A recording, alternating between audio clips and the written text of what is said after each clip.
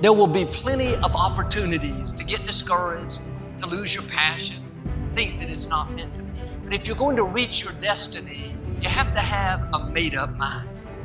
If you give up after the first time, or the 5th time, or the 30th time, what that really means is you didn't want it bad enough. There should be something you're believing for, and you are relentless. You are not moved by how impossible it looks. You're not discouraged by how long it's taken. You don't give up because people told you no.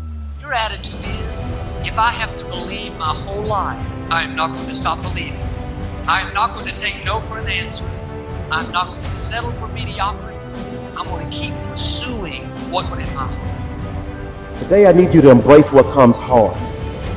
Today I need you to accept the challenge. Today I need you to fall in love with the process.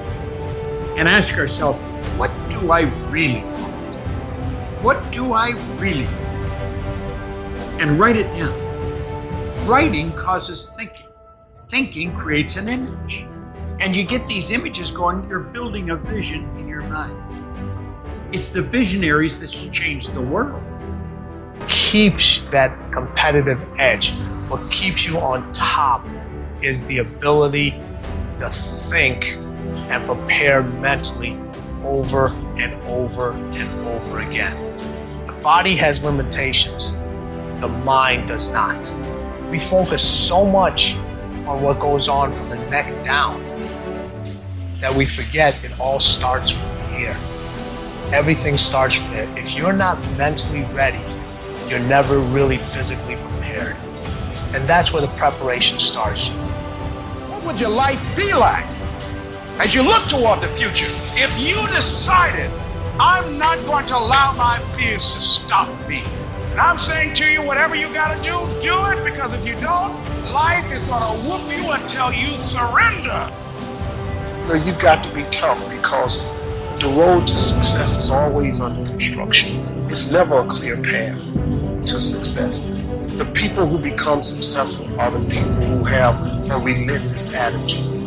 And you just got to hang in there through the bad breaks. The bad breaks is coming, but they usually come right before the big break is about to happen. You get a series of bad breaks and it stumbles up a lot of people. My life and my success is to say to anyone, you can stumble, you can fall, you can get back up again.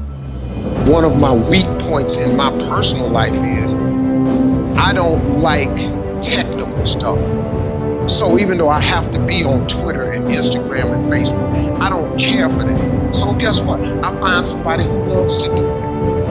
I find somebody who has a strength where I have a weakness and I partner with them. All you're trying to do is get to the goal. No one gets there by themselves. Everybody needs help. Now, when you know what you got going for you, be confident, not cocky. Managing your strengths, knowing what they are, and don't let nobody talk you out of it. And that gets you fight ready. All the while, you're developing your strength. It's not, you just got to keep developing your strength. Don't let nobody talk you up. At the same time, you must work on improving your weaknesses.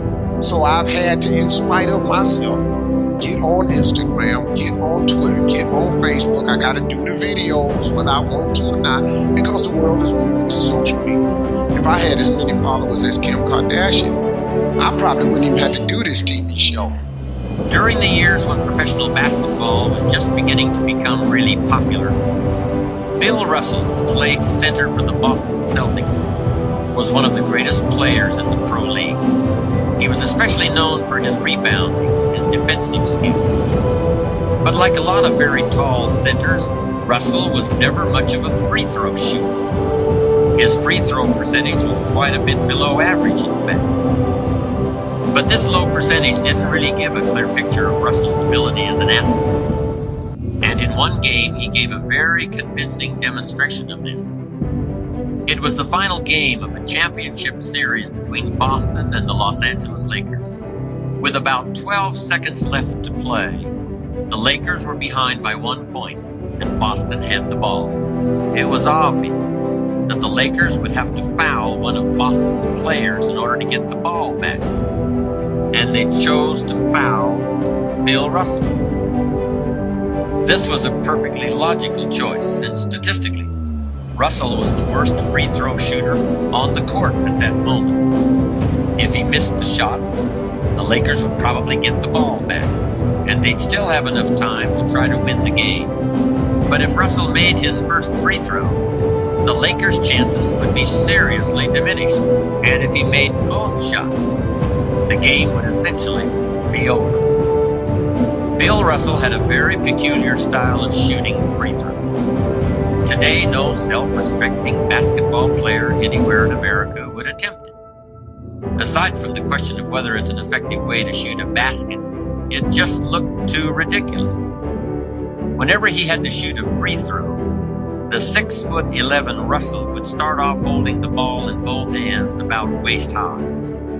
Then he'd squat down, and as he straightened up, he'd let go of the ball.